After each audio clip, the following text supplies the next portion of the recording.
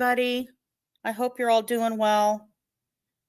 Welcome to Justice Served Daily. I am going to do this live. I was trying to figure out how I was going to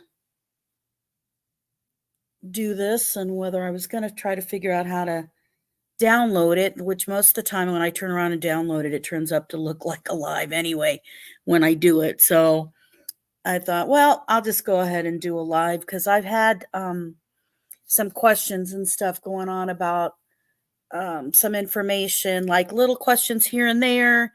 I try to make sure that, there's honestly, it's shocking to somebody when you follow a case for a long time that there's people who don't know about the case or had never heard about a case, especially when you're so absorbed in it yourself. And DELPHI is definitely a case that has went on a national level, but that doesn't mean that everybody's heard of it. So, when people come in, they just hear bits and pieces or they only know bits and pieces. So I want to make sure that I am catching everybody up and sharing everything. So with some of the questions that I got, I thought I would go ahead and share some stuff. Hello, Mama Bear. Glad you're in here. And thank you, everybody who's in here watching. So let me go to the information that I wanted to share.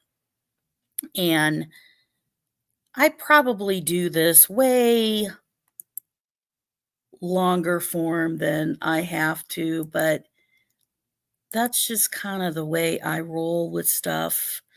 I can't help myself. Because when I start to look in something, I just want to make sure that I am including everything that I should. So I want to talk about the internet searches for Kegan Kline and clarify those of what the police confronted Kegan Kline with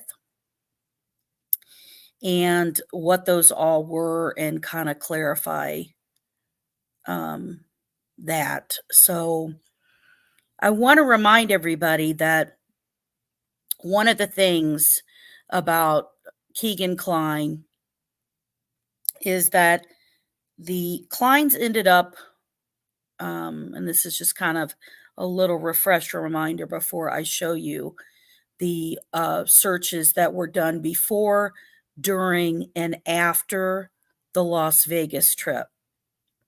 And I wanted to remind everybody that the reason that the Klines ended up on the radar is because of the February 20th, 2017 Peeping Tom incident in Galveston, Indiana, where another teenage girl sent her address to the persona of Anthony Schatz, and that when she returned home from school and got off the bus on February 20th of 2017, that oh, hello, Julianne. Hope you're well. That she saw a man standing outside her bedroom in a black ski mask. So the authorities were called for that. And it was looked into, and then it was investigated further by the FBI office in Chicago.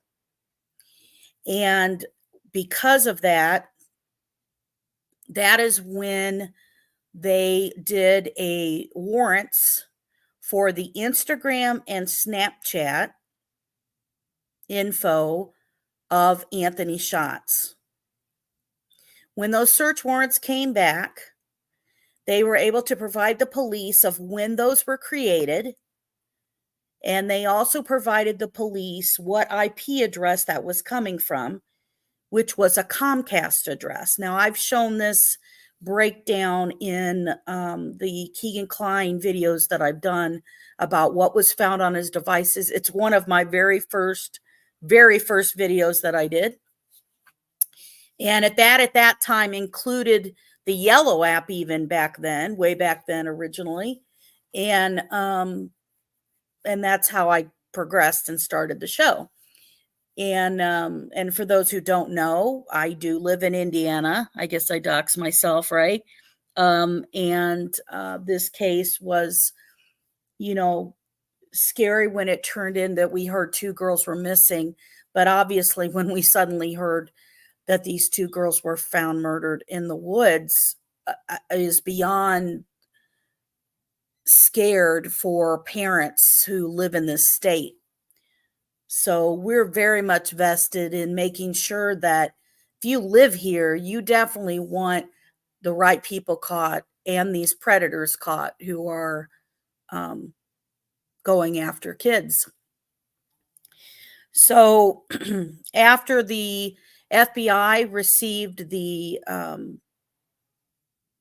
warrant information back from Snapchat and Instagram, they went and from the IP address from Comcast, they then served a warrant to Comcast and asked for the address of where that account is located. And that's how we got to the Klines. So the first time that Kegan Kline was brought in was on February 25th, 2017. Now, it could have been even earlier, except for the fact that is the same day that Kegan Kline and Tony Kline returned from Las Vegas. They had suddenly left for a Vegas trip immediately following this Peeping Tom and the Delphi murders and headed to Las Vegas.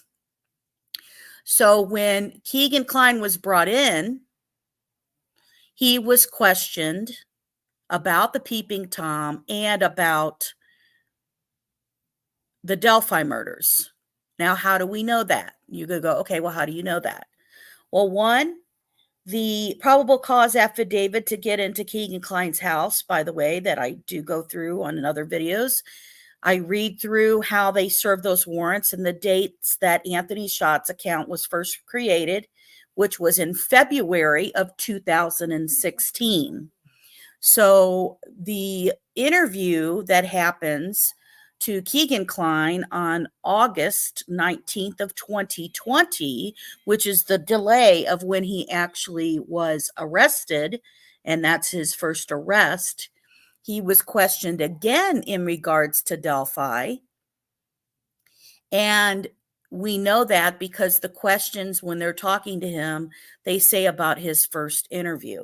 So as we look at this stuff, you're going to be able to clearly see, what he said or whatever. And I'll tell you, I mean, that total document's like 190 some pages total. It is, I mean, I'll tell you, every time you go back through it, that's really the key of something, is when you go back through something, you really pick up on stuff on that. But we're going to go through a few of these things. So,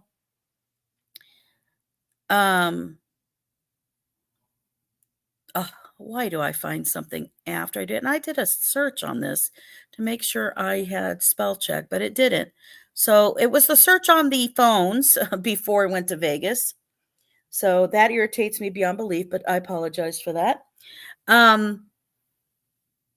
So on February 19th, 2017, a search of the family of the Peeping Tom victim on Facebook was done. So basically the day before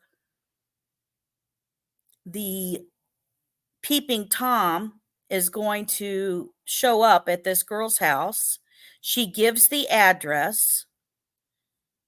There is a search and on the phones, on the devices, and that they will and they also look up this person up on Facebook. Now, I want to point out the peeping Tom who gave the Anthony Schatz profile the address is somebody who also knew Libby German, and Kegan Kline knows that family. Now, how did they know the family? Okay, this victim was from Galveston, Indiana. And at one point, Tony Kline lived in Galveston, but Kegan Kline's mother also still lived in Galveston. He knew the family. So it is interesting of why would he ask the girl for the address if he already knows the family, unless it's somebody else maybe using Anthony Schatz. So that's why I want to be clear that this is the search on the phones, on the 2 electronic devices, and I want to be specific. So the 2 devices that they were looking at, that these searches were done on, was the Samsung device and the iPhone 5C. So the iPhone 5C, and some of you will remember, is a phone that the Klines claimed that they found in their rental vehicle when they went to Las Vegas. So it wasn't their phone, was their claim. So this phone also happened to be the same phone that when Kegan was approached to grab all of his electronic devices, he did not grab that iPhone 5C. And it is the same phone that he deleted everything from when he returned from having been questioned by the police and a polygraph done on him. So again, this girl comes home from school, gets off the school bus after school. It's on a Monday again, which is also the day that the girls were the week before to meet Anthony Schatz on a Monday. Now, that also happens to be when Tony Kline is off. He worked 3rd shift and he sat here and was off on Mondays. And when the girl got off of her school bus, she sees a man with a black mask looking into her bedroom window. So the other search history that happened before they went to Vegas, but after the murders, was the search history showed foul play suspected. So then we have an article on Delphi Community Concern that was read, searched how much information gets stored on servers, and searched, can law enforcement trace IP addresses from social media? Then the other 2 searches that were done, oddly enough, was the murder of John Benet Ramsey and O.J. Simpson. So again, I just want to point out all of this information I am pulling off of the source of the Kegan Kline August 19th, 2020 interview that has him talking to the police. So this is after They seized his devices on the February 25th when they returned from Vegas. And now, after they actually have what they could find by turning that over to the Indiana State Police Internet Crimes Against Children Task Force, and they searched into that. So, again, the reminder, this iPhone 5C history, as we look at this, that phone's history was deleted for February 10th through the 15th of 2017 of all the apps history, and then apps trying to be put back on, and search history, that particular phone. Why is that important? Because that phone had 2017 information on it. So what was the searches on the phones while in Vegas? Now, I'm going to point out, I didn't put all the searches of some other like disgusting CSAM type of things in here. I didn't think we needed to go there. I did put a couple of things that were just interesting that the police actually brought up. So while in Las Vegas, there was a safari searching the Delphi investigation, searching tips pour in after suspect identified in Delphi double homicide, read about the tips, searched new details in the Delphi killings to be released, searched the audio clip. The audio clip was played multiple times. Searched, police continue to pursue leads in the Delphi girls' murders.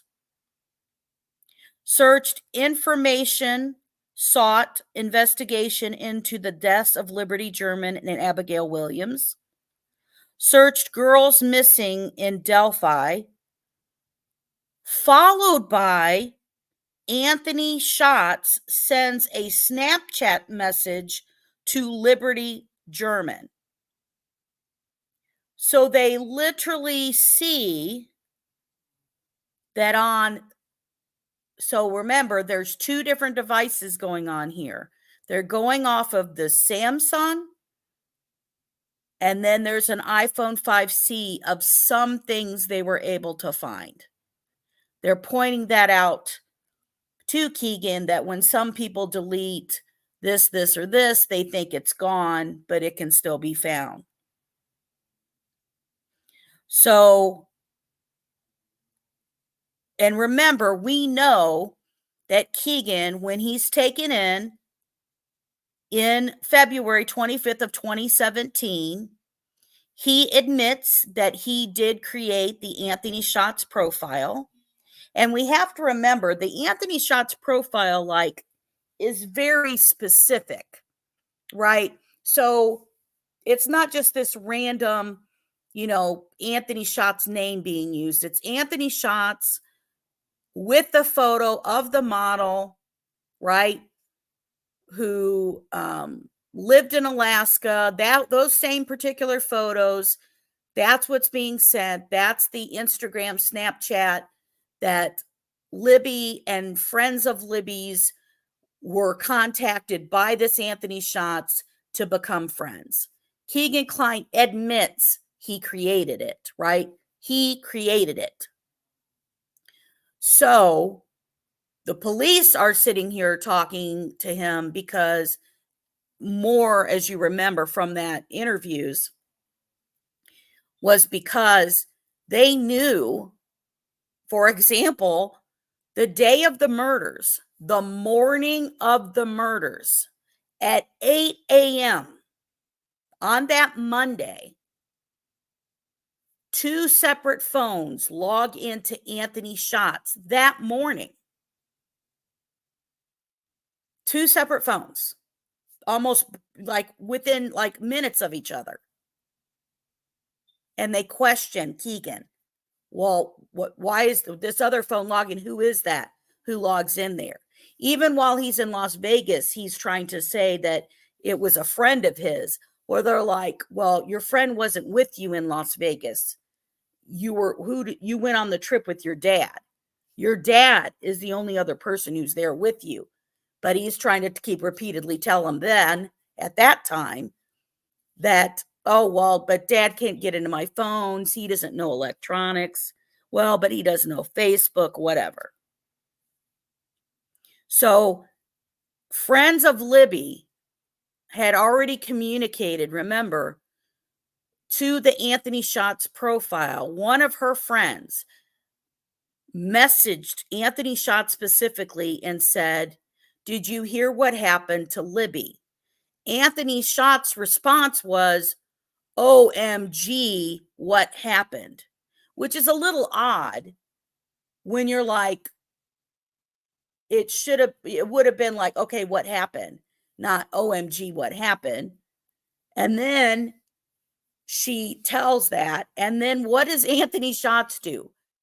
Replies to her, because there are friends of Libby, specifically the girl she stayed the night with on Saturday night, not Sunday, with Abby.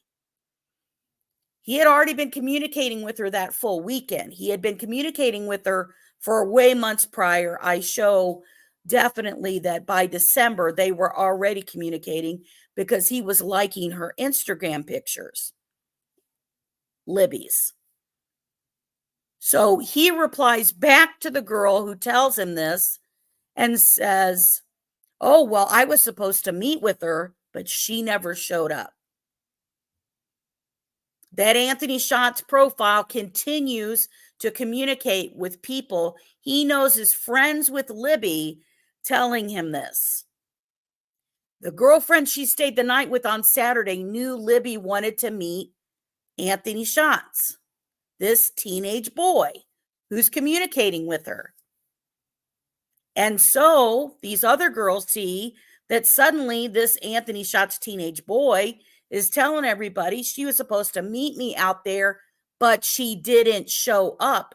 What is that implying? Anthony Schatz was there, right? Then where was Anthony Schatz at? But yet here we have, while they're in Vegas,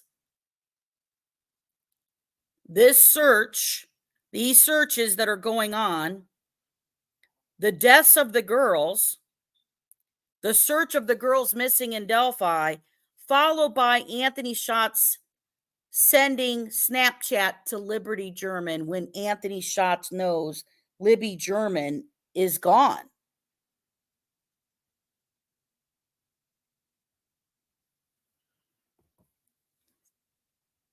Absolutely, Shane. How you doing, Shane? So, in addition to that, there was they searched the Bunny Ranch, escort service, message in Meet Me and Kick. There was trying to be somebody to arrange about a meet me of a person that was in Vegas. And then there was search 12-year-old girls, 13-year-old girls, 12-year-old girl's stomach, 12-year-old gangbang. Now, that's just out there, but these searches were involving extremely young girls. But one of the most disturbing things that I know that we heard at the time when this first came out was also that after these searches of the 12-year-olds and all this, there was a search of Sandy Hook dead bodies. So how gross can that be? Right? This is while in Vegas. So they're sharing a room together, Tony and Kegan. Kegan admitted Anthony Schatz. He hasn't been brought in yet, right? They know the voice and in this picture. Remember, the video wasn't released. And they're gone. And this stuff is going on. But they're certainly worried about Delphi.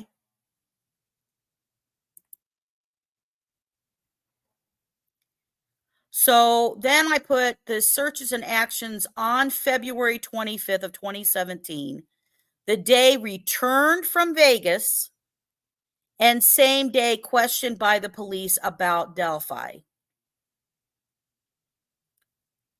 So I explained to you how he tracked the Anthony shots to the KLINE'S address. That's how they knew it. So they questioned him. You know, the main focus of the questioning when they brought him in on February 25th, we all wondered, you know, why was there not big arrest? Two reasons. One, they had not searched the phones yet to see what CSAM that he had in order to arrest him, right? They have to show that he has the items and he's got it in his stuff. We know there's a Dropbox, but remember on this CSAM case, it did not mention the Dropbox. On this CSAM case, it did not mention the Emily Ann 45 who is trading stuff with another person back and forth with aggravating circumstances, which means basically hurting a child. You know, like really bad, hurting a child, and a young child is why it would have that category. And then it doesn't have about the Dropbox. What all was obtained in that Dropbox. So after failing the polygraph that he takes, which the questions that they ask, which we know one of the questions that was asked was, do you know who killed Libby and Abby? That question was failed. So after he's questioned about all of this, he's brought in, the FBI go to his place. They have a bus that's outside there. They get him in there. They bring him in. They question him about Anthony's shots. He confirms that he created Anthony's shots. He confirms those are all his electronic devices. He doesn't bring in the iPhone 5C. He brings in all those other phones. And then after he does all of this, they ask him for a polygraph and they ask him for his DNA, which they took. So he goes home. He wonderfully somehow goes home and finding the iPhone 5C, where he tells them on the microwave, the phone they stated was found in their Vegas rental car. So they don't turn the phone in. They don't, whatever. They just bring the iPhone with them. iPhone 5C, they just go ahead and just bring that phone with them. So what does he do on the iPhone 5C? Right? Now, and that's a current phone. That is a current 2017 phone. He's deleting Instagram. He's deleting Snapchat. He's deleting Meet Me. Emily Ann was on Meet Me. He's deleting all of those apps. Then what does he search? He searched how long does DNA last?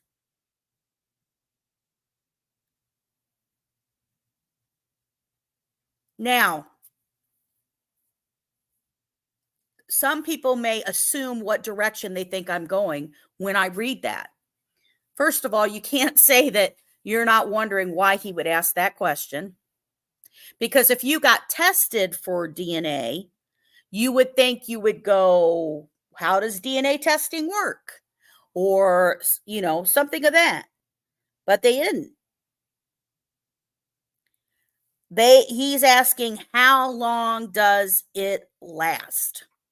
And the odd questions, if you remember during that conversation he has with the officer, even asking him, why would you search that? On August 19th of 2020, why would you even search that? He's like, well, what do you mean? I'm just curious. He even states it, well, if there was any DNA left on, and he never uses the name. He's like, if there's any DNA on the body, right? He just refers to as body. Then, he's just curious. But then he makes another statement, but if there's no DNA on it, that would be weird. Which I think that question in itself is weird to me.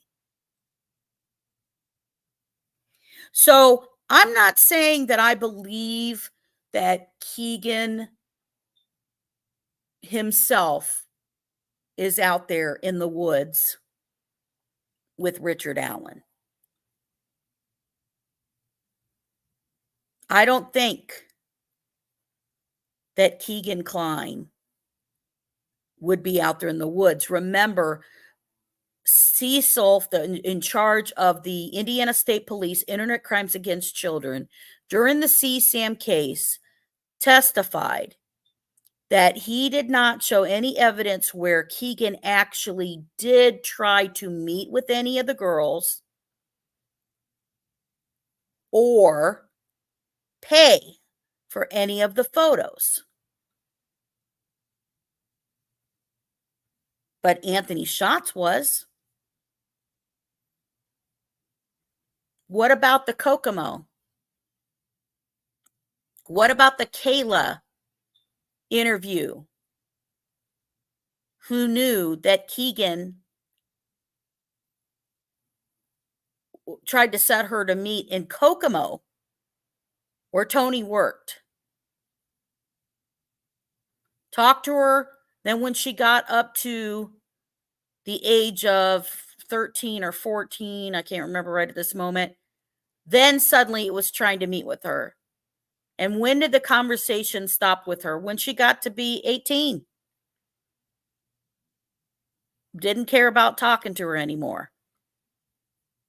But he set up a meeting. What did he do to Kayla? Kayla showed up with the girlfriend because she was nervous. And he told Anthony Schatz that told her, Kegan said, I'm going out there with a girlfriend, right? You want to come out there and meet. And so what happens? She goes out there with a girlfriend because she's nervous, doesn't end up meeting him, but because somebody knows, right, that she showed up with a girlfriend, she's threatened of, I should slit your throat for showing up with the girlfriend.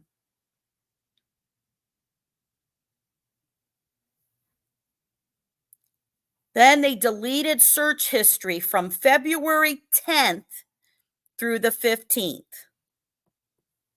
So think about that. They were murdered on the 13th. They were found on the 14th. So you've got the 12th, which was Sunday, that she stayed the night with Abby. You've got the 11th at the slumber party that Kegan Kline confirms, I was talking to her friend. I wasn't talking to her.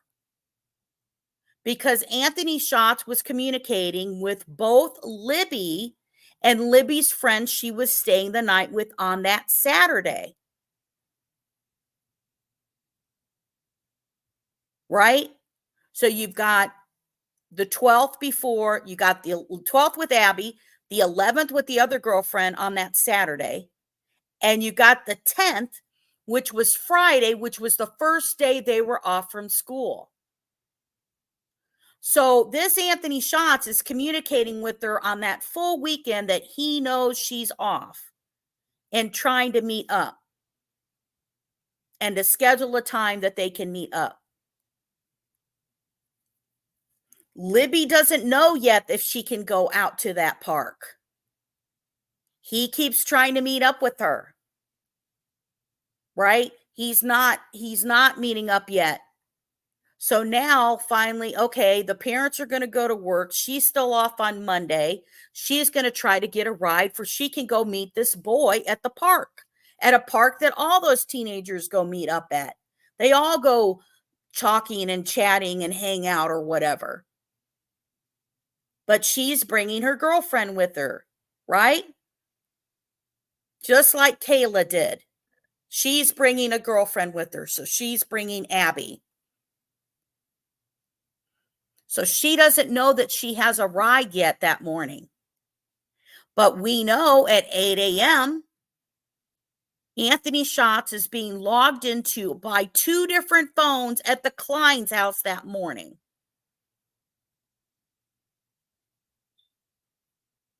Probably trying to figure out if she's going out there. Then confirms that she is.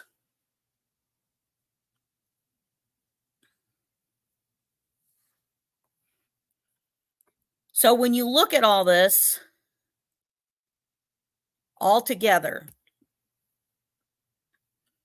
Kegan Kline's Samsung and iPhone 5C searches before Vegas, during Vegas trip, and after Las Vegas, and the polygraph. Search for the family of the Peeping Tom victim. Search for history, foul play suspect. Search history on article Delphi community concern. Search how much information gets stored on servers. Can law enforcement trace an IP address from social media? Murder of John Benet Ramsey and the O.J. Simpson case. That's before they leave for Vegas. While in Vegas, Safari search, the Delphi investigation. Tips pour in after the suspect identified in Delphi double homicide. Search new details in the Delphi killings to be released. The audio clip. Police continue to pursue leads in Delphi girls' murder. Search information sought, investigators into the Delphi of Liberty German and Abigail Williams. Search girls missing in Delphi, followed by the Anthony Schatz. Send Snapchat to Liberty German. Search 12-year-old girls, 13-year-old girls, 12-year-old girls, stomach. 12-year-old girls gangbang. Sandy Hook dead bodies. That's during the trip. After the trip, deleting Instagram, Snapchat, Meet Me, etc. Search how long does DNA last, and deleted search history from February 10th through the 15th of 2017. Does that not just point out something right there, that there's knowledge? I'm not saying that Kegan Kline, we don't know. That isn't that the problem? They don't know, because we have Kegan Kline and Tony Kline are each other's alibis for February 13th. Supposedly they're there. They go to Grandma and Grandpa's house sometime between 12 or 2 or 12 to 3 p.m. They basically kind of know that that's not really true, because they're watching the phones, their phones, the phones they know are theirs, are sitting at their house in Peru. But when they say they go to Grandma and Grandpa's house, they're telling Kegan, well, there's a phone and it's on Country Club Road. It's not on Paw Paw. Well, what does Country Club Road mean? Country Club Road, they're saying they know he's there because he's connected to that Wi-Fi. Country Club Road is his cousin from the Trexler side of the family, who they're saying that phone is at that house. And that whole house phone there is looking at pornography. So somebody's there with that phone. But I would think they're pretty smart enough. Everybody who gets these burner phones are going to know, don't have the phone with you. You know, they're going to be able to trace the phone, especially if you're going to go and meet somebody.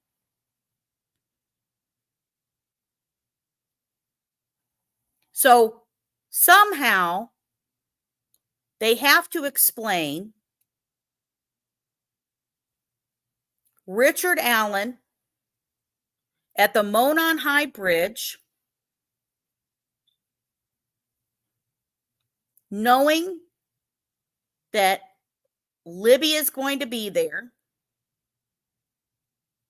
passing other teenage girls,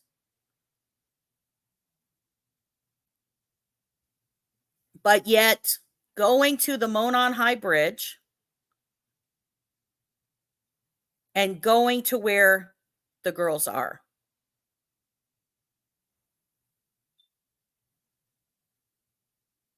Anthony Schatz kept wanting to meet up.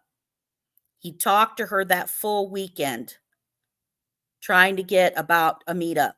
She wanted to meet him. So if she's communicating back and forth with him, she thinks he's a teenage boy, you know, it's kind of no different than going to meet a teenage boy at the mall, right? Back in the 80s, go meet at the mall. Go, you know, meet a boy at the mall with your friends, their friends, whatever, right? You're going to go in there because Anthony Schatz keeps saying about driving her around in his car. He's going to take her around in his car. He's got money. Supposedly, he's got all this money. He's going to meet her. Why does Libby get a bad feeling about this guy who's walking behind them?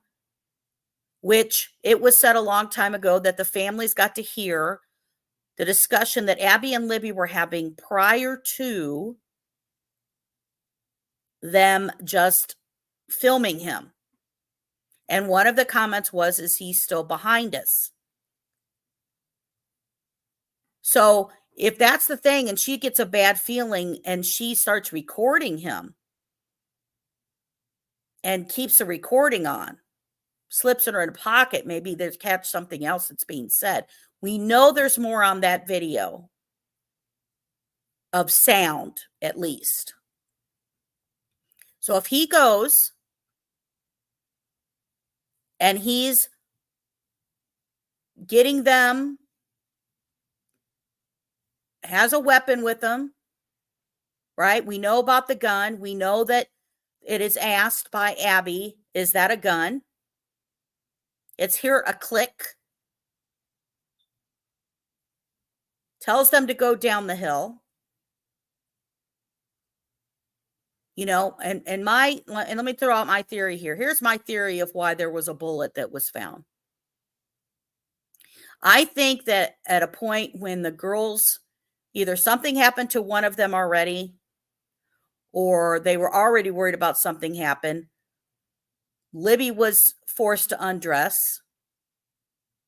And while this is going on, if Libby started fighting that person or, you know, whatever, and remember, they just walked across water.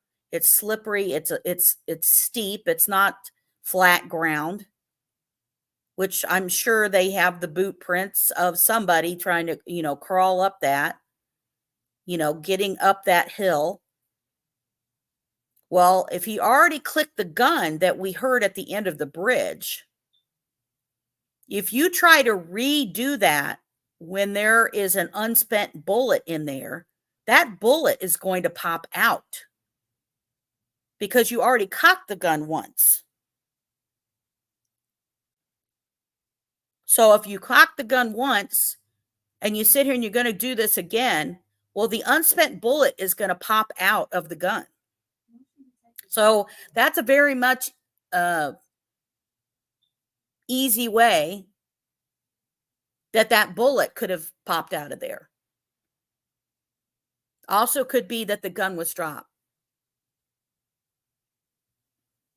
But I think part of it is going to have to be the explanation of how did he know that Abby and Libby were there? And the history of Kegan Kline, and if you remember, I went through this before, on the phones that they had of Kegan, went back all the way to 2011. They had 2011.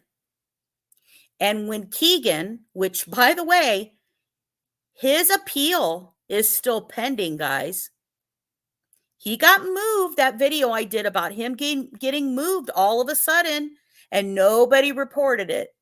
The news didn't report it like it was a big deal. He had just been moved once already. Then he gets moved again. He gets moved out to the Newcastle facility, which is a private facility. He gets moved out there, nobody covers it. His appeal is still pending. It's not replied for. But what did the Indiana Attorney General reply for when they were trying to argue the fact that he got the right amount of time that he should serve, which we figured out of his 40 years so-called he's going to serve, based on the time that was placed in there, he's really only going to serve 24. Can you believe that shit?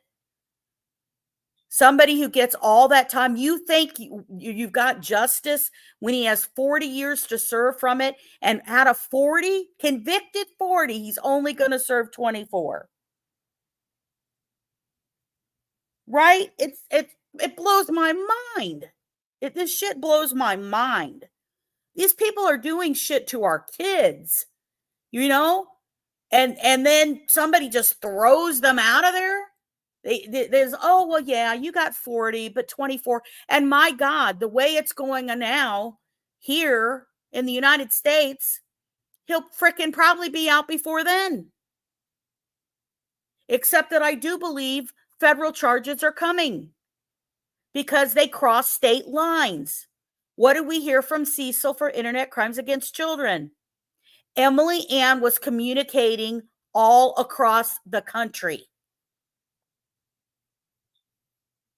Emily Ann was trying to meet up, was trying to get people to have sex with her father.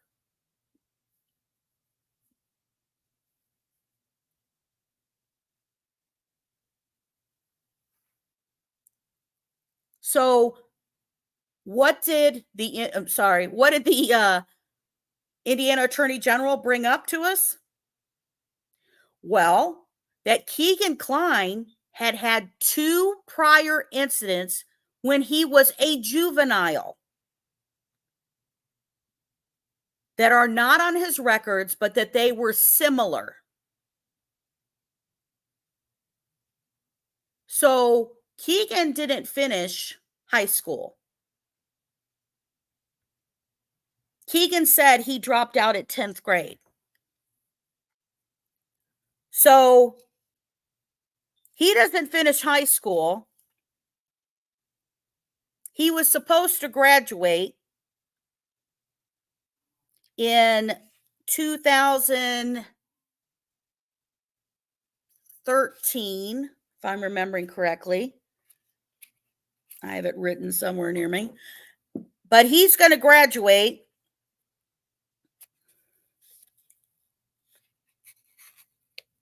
and he doesn't finish school. Sorry, 2012. I knew I had it sitting near me. He should have graduated Peru High School in 2012. Well, Richard Allen's daughter graduated from DELPHI 2013.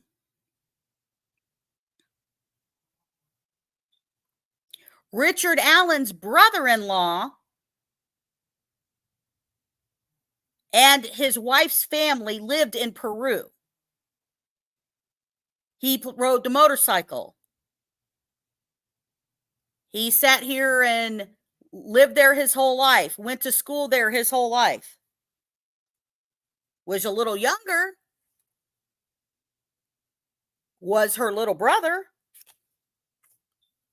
But here we learn that, remember, Kegan shared a story with Barbara McDonald that he would bring home. He brought home a girl with him from school once.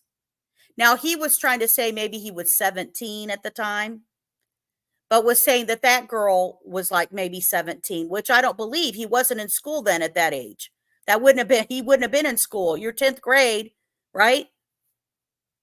He brings home this girl and he tells Barbara McDonald about how his dad had sex with that girl.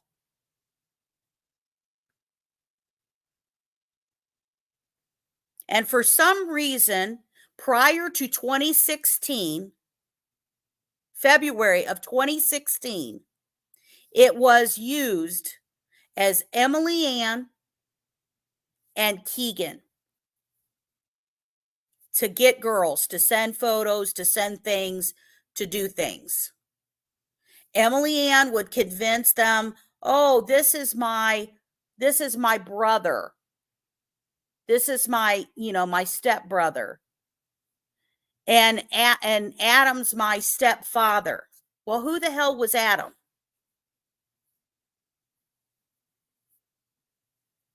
Emily Ann would say, oh, would you, my stepdad wants to know if you would do a 45-year-old. Who would do that?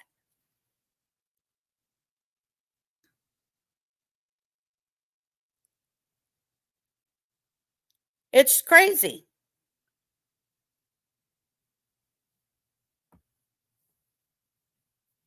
So I wanted to go ahead and bring this specifically to everybody in a very separate way to show these searches prior to, during, and afterwards. And I still believe in my gut, because of all of this circumstantial evidence, that Kegan Kline knows something, and that, and I'm going to word it this way, Anthony Schatz, I believe, was part of setting up for Libby to meet that day in the park. And Anthony Schatz helped and or participated in this setup. And I believe that's also why that Doug Carter, Superintendent Doug Carter of Indiana State Police, for make sure everybody knows who I'm talking about, and Nicholas McLeland, the prosecutor for Carroll County, was still open to tips.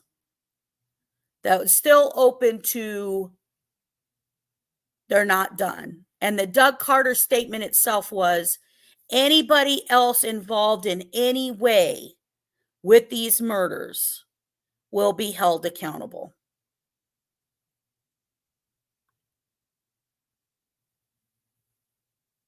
Because I think think about that.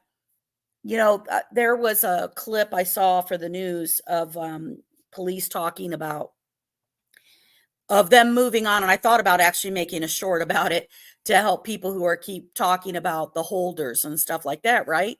Because one part that they talk about is all these interviews that they've moved on from, and then they check this, and oh my God, tens of thousands of tips they had to go through, which is why it took so long, that they had to go through all of these tips being separated by between the FBI, the Indiana State Police, Carroll County Sheriff, right? All of these things that got split up, and they had to go check in it.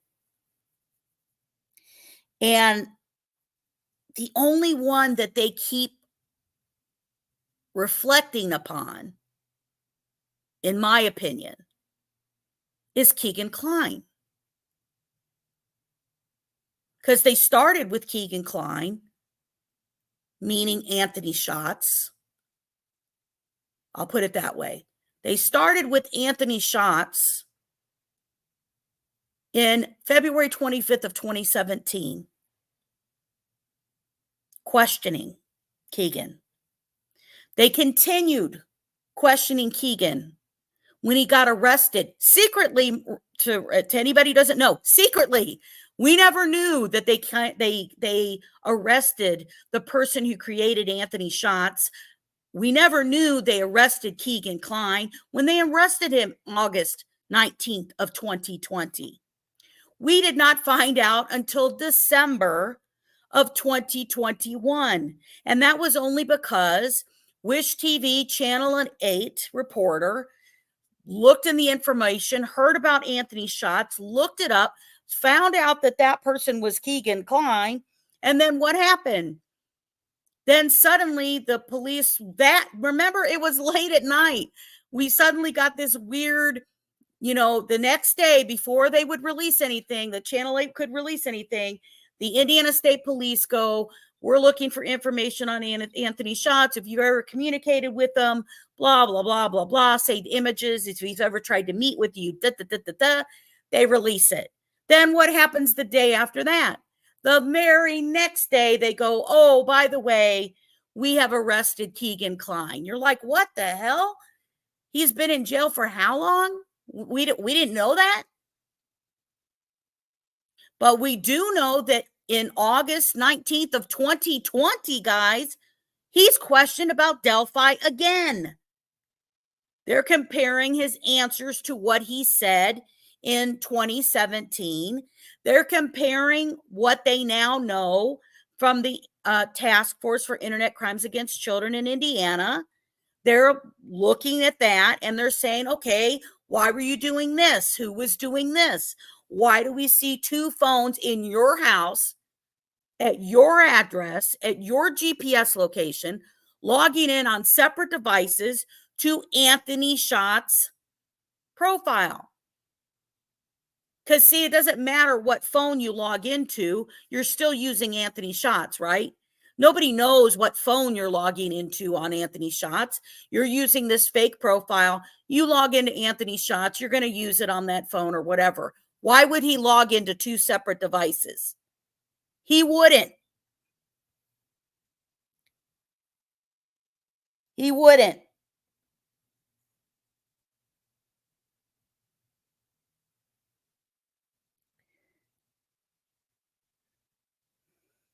Sorry, I'm reading this.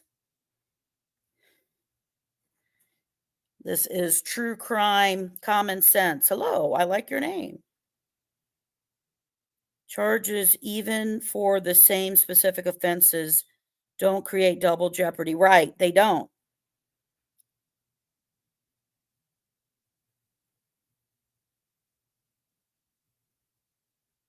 Yeah, here's the thing, True Crime Common Sense, you're right. And I've said this before. He will not be, federal charges are not considered double jeopardy for people that aren't in the country. You can be charged federally for the CSAM. They always go by the number that you have. And I've gone over this before too in one of the videos of it has to exceed 3. It definitely, if it crosses state lines, which he has not been charged for any that cross state lines. And let me remind this, he hasn't been caught for all the girls he did this to in Indiana. He had multiple girls he did this for Indiana. He only got charged for 6 or 7. They were still trying to identify them. That's why some of these guys for production of CSAM that I've told you guys that they were arresting people for throughout Indiana here, it's been maybe almost 2 years now, a year, 2 years, that they have, because what do they have to do? The feds have to help at that point, because then it has to be the only people who have the software to identify these kids and help identify these kids is through NetMec. And that's where federal charges come in. That's where the FBI comes in. The FBI works with NetMec to help identify these children. And some of these children, I believe, in my opinion, were being identified in Indiana for certain. I mean, I can't track everything in the country. If I do find anybody, obviously, who was connected to Indiana by sex trafficking a teenager, any victims that were teenagers, like the guy in California. Where was most of his victims from? He had people all over the country, including in the world, but a big majority bulk of some of his kids were out of Kokomo, Indiana.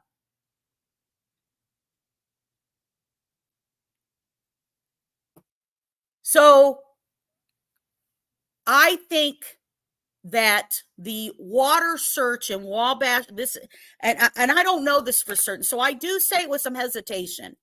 I just think it's a very odd coincidence that August, right, of 2022, Kegan Kline, who is, remember, he's paused, his court date kept getting paused. They were saying they were trying to work out a deal now, right? He was trying to pause and not get sentenced yet, and they were trying to negotiate. And so what does he do? He goes, he gets removed. Why can't they talk to him in Miami County? Why can't they just talk to him there? They move him. They move his custody over. They move his custody. He goes August 2022 to go talk to the police. Wabash River starts to get searched in Peru, not in Delphi, in Peru, Indiana, just right near the bridge, closest to his home, where he lives with his dad, Tony Kline, right? He lives over there with them. They're searching the water. That begins in August. It goes for nearly 6 weeks. It goes till September. But guess what? On the probable cause affidavit of Richard Allen, it miraculously shows that they see an Orion system pop out about Richard Allen in September 2022, while the water search is still going on. And then they don't go question him for the first time till October 13th. That's the first time they question him. Now, what does that mean to me? That means that on October 13th, they waited. They got this info about Richard Allen. And it killed me just like it killed anybody else to say, son of a bitch. They had this since February 17th that he came forward to Dan Dolan. He doesn't call the police. He meets with a DNR officer at a grocery store. Okay. And then you've got, and by the way, Dolan's kids graduated from Delphi High School. They were there at the same time. Abby and Libby. Right? So it could have been an error that he put it in the system as that he was a witness, maybe. I don't know exactly how they enter everything or how he would have done it, right? But you put it in the Orion system. Anybody investigating using the Orion system is a tool by the FBI that all investigative people put the details in there, and Orion spits out potential people to you. The only thing that still bugs me is, but it said in there, possible follow-up. Who were the 3 girls that Richard Allen admitted to seeing? Well, he didn't do this out of the kind of his heart, people. He had to say he saw the 3 girls. You know why? Because he knows the 3 girls saw him. And they saw him at the right timing, coming from the direction away from the Freedom Bridge, going towards the Monon High Bridge, because they were heading to the Freedom Bridge. They were taking photos like teenagers do all the time, right? All their dang selfies and whatever, and took photos over near the benches that were over near there. So they knew the timeline based on their photos they took.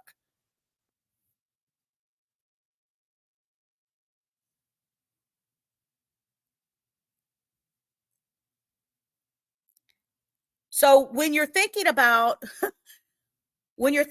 all this stuff and you put all of this together,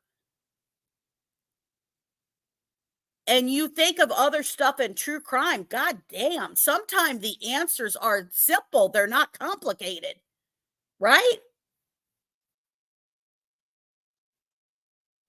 Now, the one thing let me bring this up, and I didn't at the time. There's one thing, and I didn't bring up because this didn't come from the police, and not that I don't trust that in there, but I don't have that. But I will tell you, and this was the other search that we all heard about that happened while Kegan Kline was in the custody of the Indiana State Police.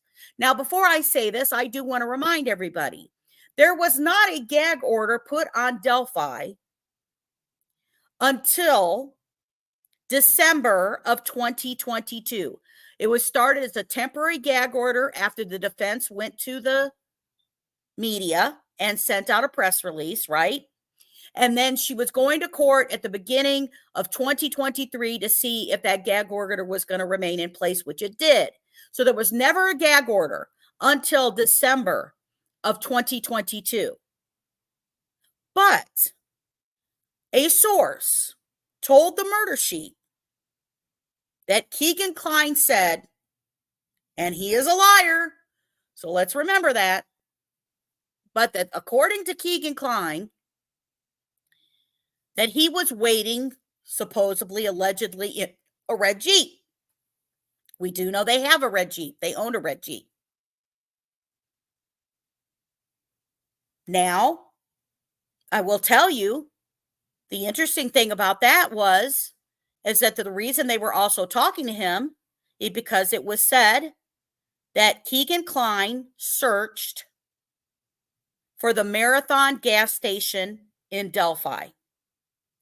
And I have shown you guys exactly where on the map that is.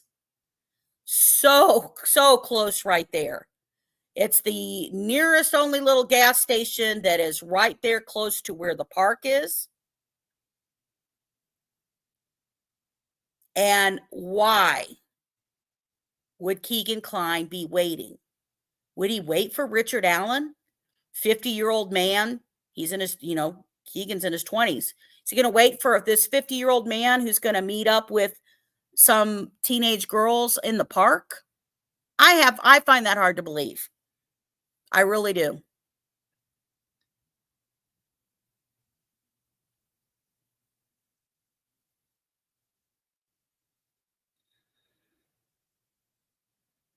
Yep. Yep, you're right. You're right, Bossy. Hello, Bossy, by the way. How are you doing?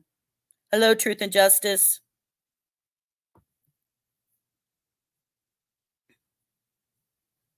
I mean, as you can tell, I'm rattling off here all of these details and stuff by memory to you of what happened and the dates and stuff like that. I know there's a lot of people who can do that. There's a lot of people who can do that, and they don't even live here in Indiana and know about stuff that was going on. But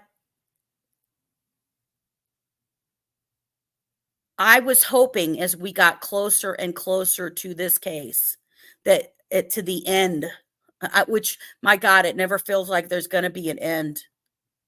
And that's not just, it's so upsetting for me. I can't imagine how upsetting it is for the families, for Abby and Libby. But they do need to catch everybody and anybody who is possibly involved. And there are lots of people being busted throughout Indiana, connected throughout other locations, and definitely connected in the DELPHI community. Please, if you don't go look at anything else, when you're trying to look for updates or court documents or anything, go look in my community page. So when you go into YouTube, just click at the top, click on community page, and you'll see posts. And one of the things that I shared was another gentleman who got busted in DELPHI. And he got busted in DELPHI. He did not have a record for CSAM before. they had busted him, and and CSAM takes a long time, guys. It doesn't happen quickly. They they have to sit here and go through the documents and stuff like that. And unfortunately, it's not a quick time to get through all those documents or get through all the phones and get the electronic forensics on there. I mean, most of the time it takes a freaking year. So this other guy in Delphi gets busted, and he doesn't have a record for it, but he gets busted. So we're looking more into about this guy and, try to find that. And, I keep I have a whole damn Discord thing that is just my information of every freaking person busted for CSAM, CSAM production, child sex trafficking, any of that. Every single person since KEGAN Kline, I have kept files on, because I know that we're going to sit here and one day go through it and say, this person, this person, this person, and this person were all in the same damn pedophile network. Sorry, that's there's no way there isn't. Remember, in the KEGAN Kline interview, they tell him, your Dropbox has launched the largest child pornography investigation in the state of Indiana's history. And that blew my mind, because we've had an international child petty ring that's been busted here before. Not to mention the subway guy, which he had a whole group of people that he was stuffed with, right? Jared Fogle, him, the guy who ran his nonprofit too. But if you haven't seen that, I do have a video that is on the International Child Petty Ring that was busted here. There were guys they didn't catch here during it. They couldn't figure out who they were. There were 2 damn servers for that petty ring was here in Indiana kept.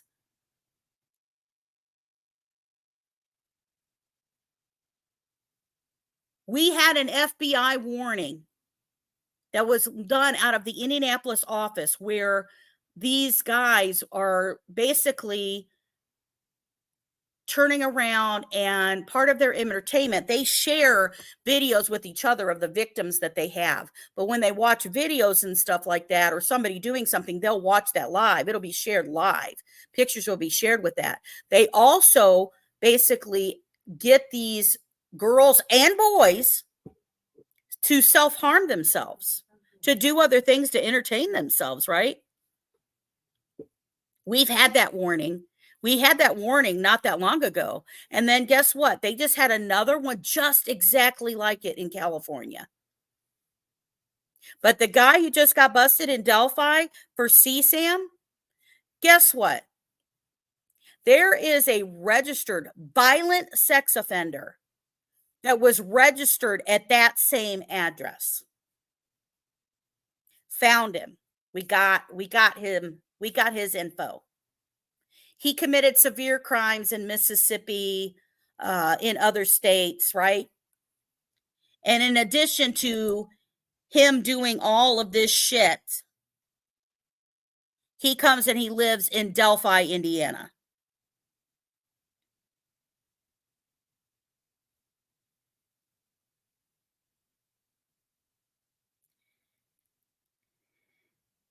So I'm reading your comments.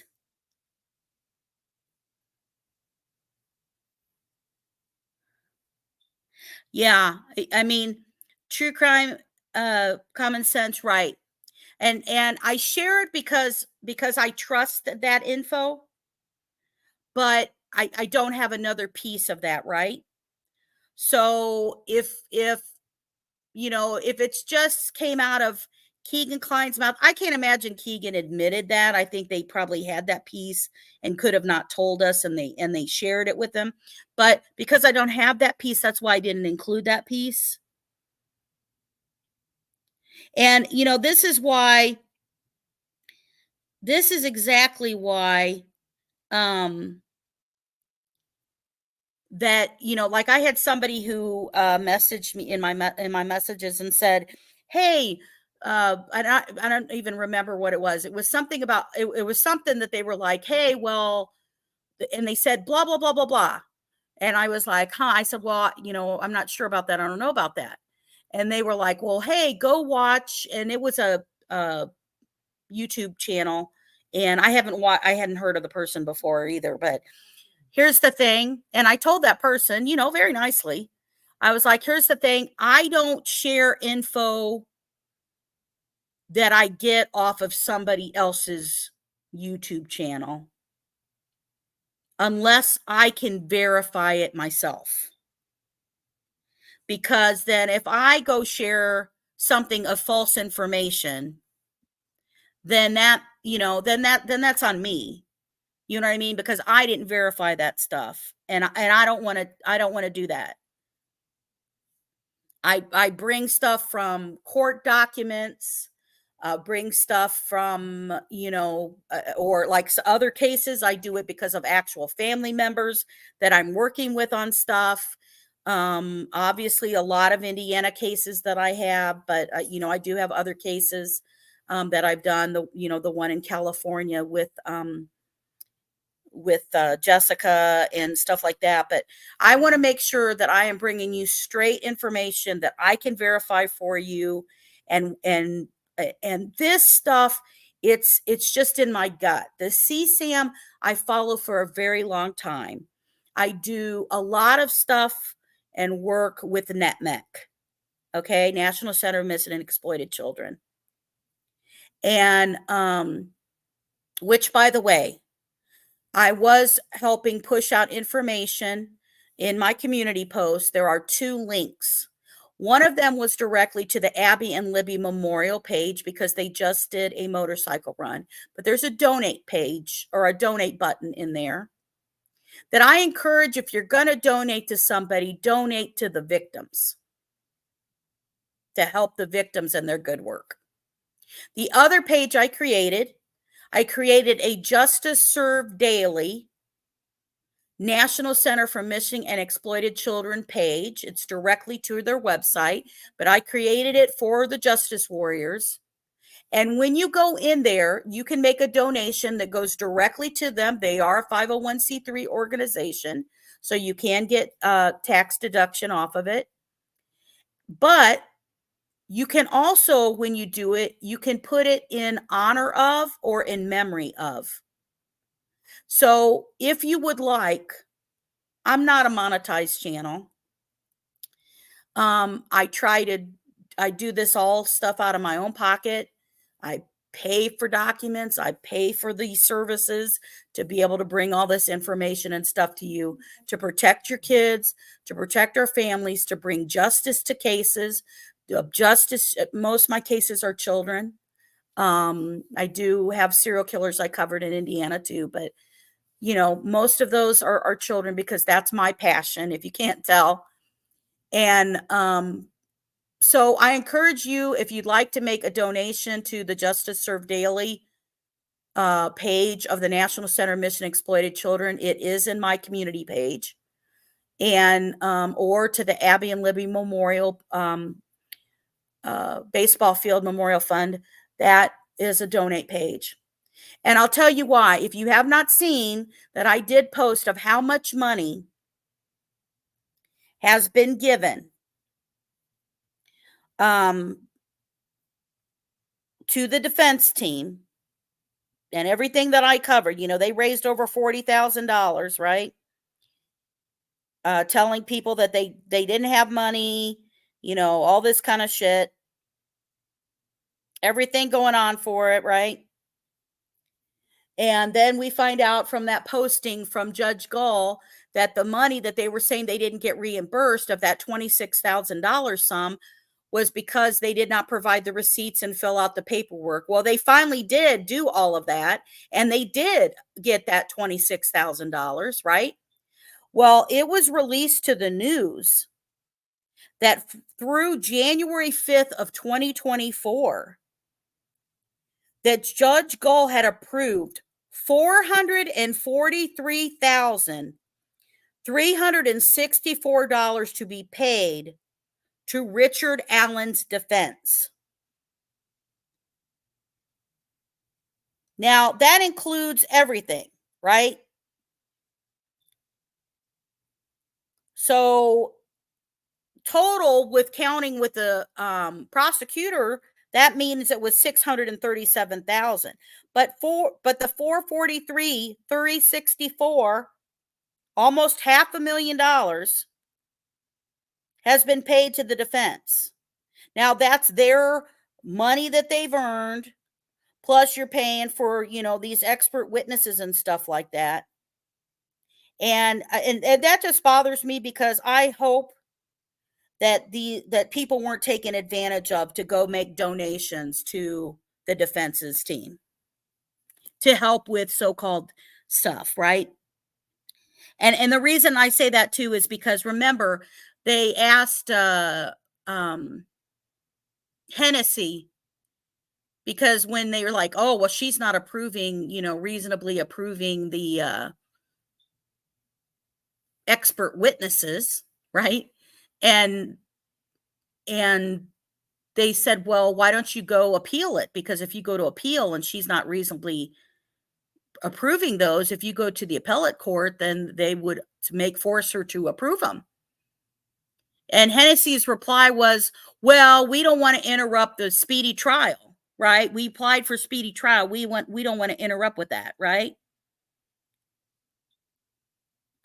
So if they sit here and they wanted this speedy trial and they had no time to do this, and that's why they needed the money for the expert witnesses, guess what, everybody? They freaking waived the speedy trial shit. They waived it. So they could have went ahead. They weren't ready. They could have went and appealed it to get it. Why wouldn't you do that? That is in the best interest of your client.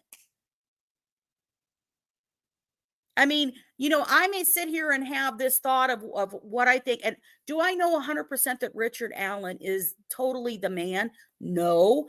Do I sit here and say, okay, I want to see what other additional evidence the prosecutor has? What stuff I know of right now doesn't sound good. I mean, a bunch of the, saying that he's guilty and talking to people, admitting that he molested them and saying that he's molested other children. Is anybody talking about that?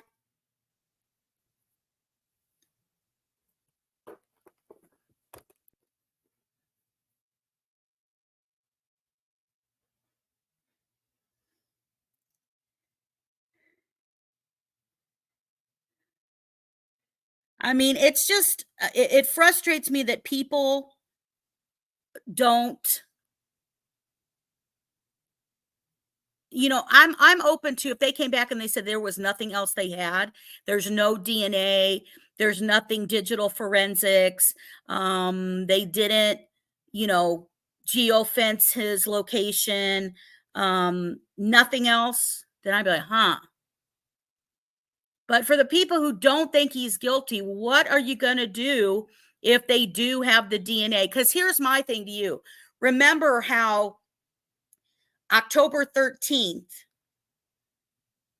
they go, October 13th of 2022, they go talk to him. He confirms, in addition to what he told Dan Dolan and seeing all these same witnesses, him and his wife confirm of clothing he has, all this kind of stuff.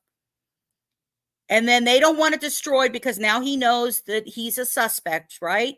So they go ahead and they ask for the search warrant. They go to the house. They search the house. They take the vehicles. Here's my comment on that. The 26th of October was not a let me interview Richard Allen again. We all know of when officers can lie to you and say, hey, you won the lottery, come down here and pick it up. And then you go there and they actually arrested you. You know what I'm saying? Right? So if if they sat here and they were going to release the vehicles, then they would have went ahead and released the vehicle to his wife at the time. They didn't say who to drive him down there. They didn't say any of that. Let me point something out to you. We've gone through this, and it was the documents of Richard Allen, and you can go back to my videos to look for it, please. That when October 13th hit and they took all the evidence, one, what do we know? They very specifically listed in evidence collected, which I did a video just on that on the 13th, they took a water bottle he was drinking from and named the specific officer who bagged that, what is it? DNA from Richard Allen.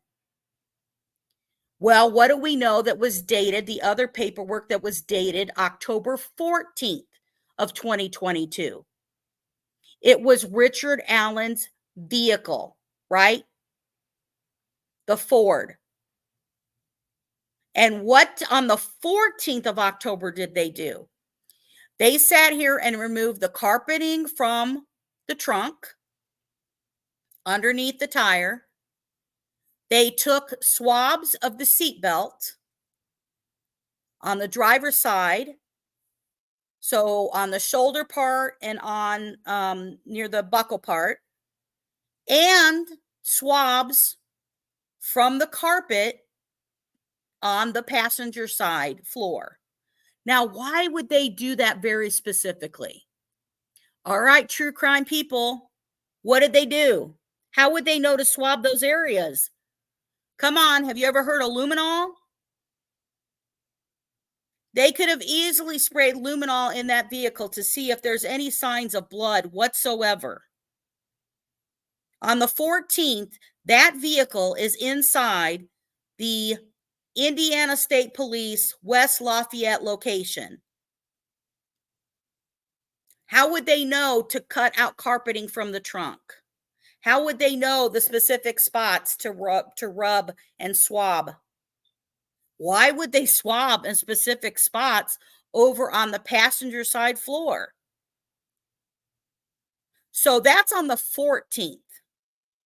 So if they thought, okay, let's play along with me here. If they did even had a hint of that Kegan Kline said it, I know who was using this too, or somebody else, whatever he did, whatever the username was, whatever it was, right? And then you have where they go talk to him again. They see the Dan Dolan comment. They sit here and they turn around, they wait weeks, which means they had to be looking into him until they called him until the 13th of October. So then on the 13th of October, they confirm all of that. They talk to him. They find all that stuff. If the bullet was the one and only thing, would have they just arrested him then? No. Okay. Well, they did have to test it. I'm with you on that. But when they tested the stuff in the car on the 14th, and there's a check mark, and I point that out, there's a check mark for that to go to the lab.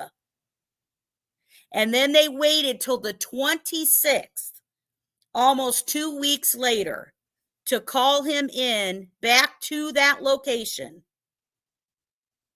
How do you know that the reason they arrested him isn't just the bullet, but also the DNA evidence of either in the car or confirming something at the scene by his own DNA? Isn't that proof? If it came back, I'm saying if to anybody out there who thinks he's innocent, and he is innocent until proven guilty, but if they come back, because remember, the defense team knows what they have. If they come back to trial and they go to trial and they say, we have the DNA blood evidence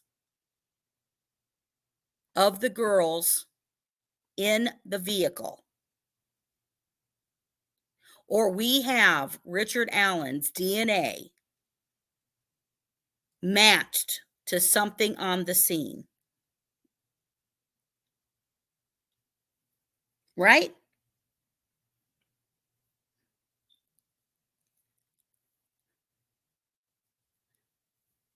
So I was going to make this really a short video, and then I guess I can't help myself. I am working on, and I'm probably digging it way too deep for you guys, but I am working on a Richard Allen video. It's almost like a timeline of stuff with him. And it's not just the timeline of the murders or when things happen or when interviews happen or when he was found, but it's also prior to the murders, incidents prior to the murders, um, social media posts prior to the murders, stressors that were happening to him just prior to the murders. And, as I started getting it, I started building up more and more and stuff from it. So I think you guys will like it.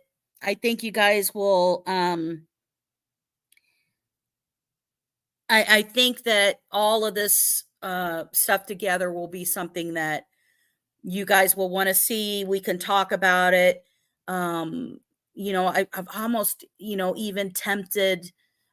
I'm not sure. I may include what the Anthony Shots was doing within that timeline,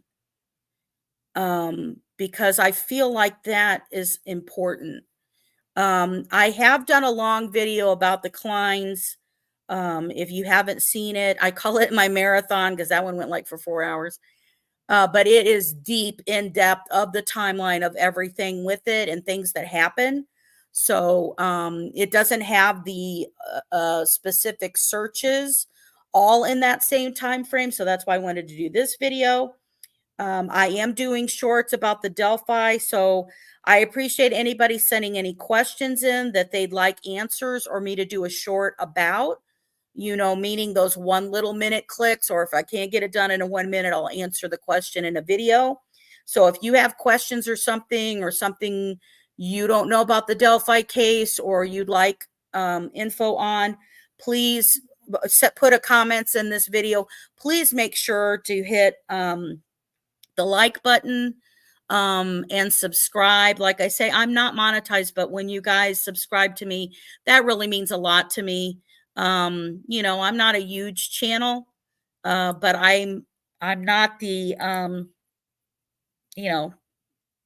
I guess I'm not the dramatic channels or whatever. I'm just going to show what I have and what evidence I can say and speak to.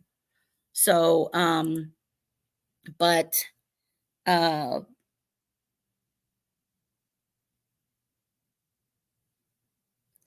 yes, bossy.